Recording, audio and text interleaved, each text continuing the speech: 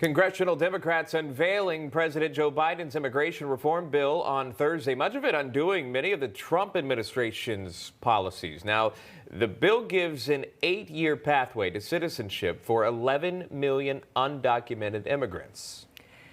And as expected, with such a progressive plan, it's unlikely to get the majority it needs to pass in Congress. Republican Congressman Jim Jordan from Ohio, ranking member of the House Judiciary Committee, issued a statement in response yesterday saying this blatantly partisan proposal rewards those who broke the law, floods the labor market at a time when millions of Americans are out of work, fails to secure the border, and incentivizes further illegal immigration. End quote.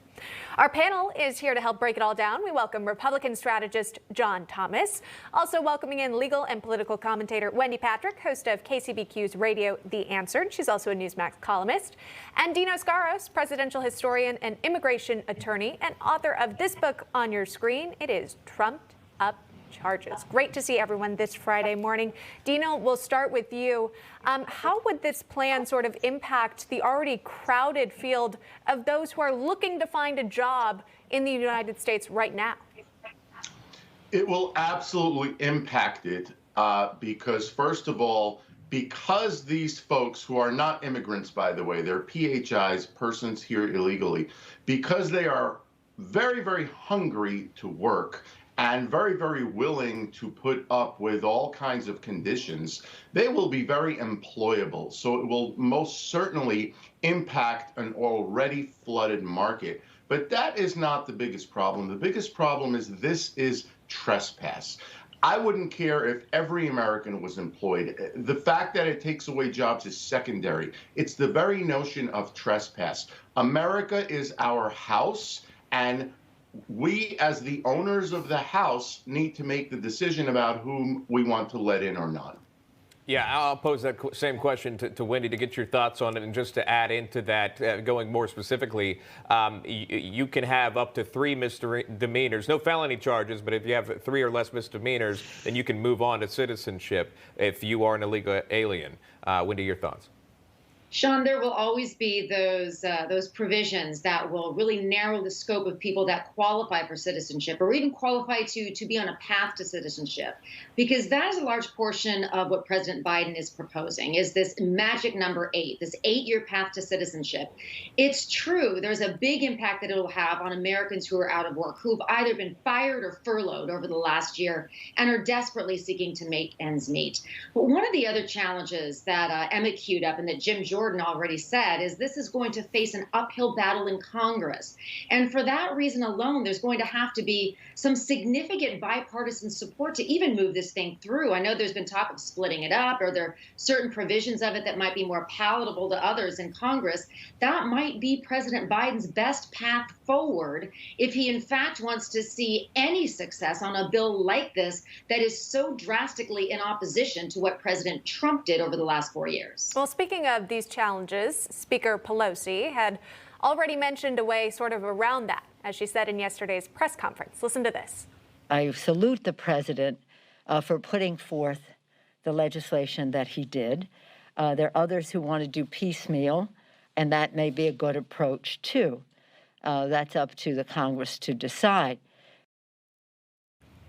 John Thomas, your thoughts on that response there and what potentially congressional Democrats are really hoping to achieve here? This move at this time with COVID in the United States and so many Americans unemployed is unfathomable.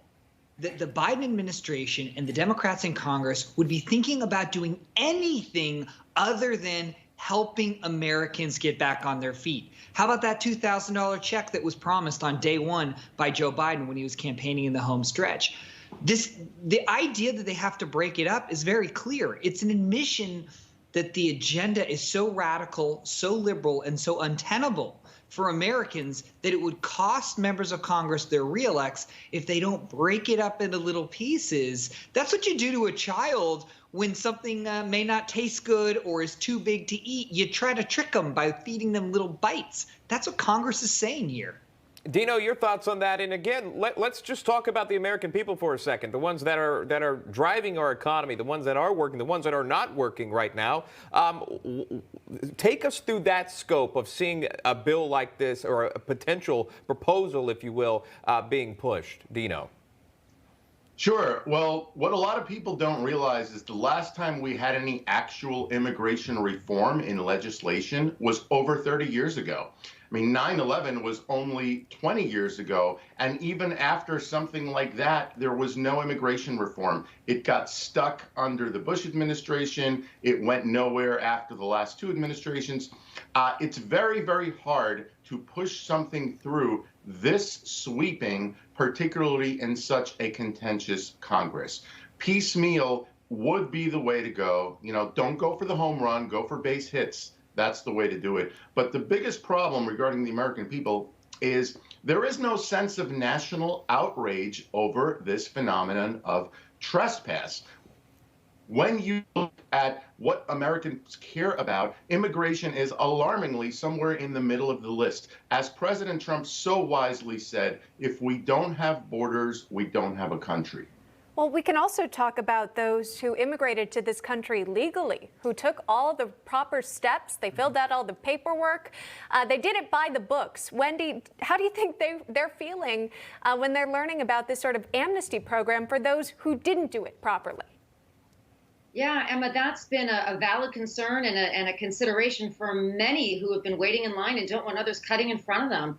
That has been something we've talked about on and off for the last 20, 30 years. We keep talking about it simply because it is so difficult and challenging to pass sweeping legislation on such a hot button divisive issue.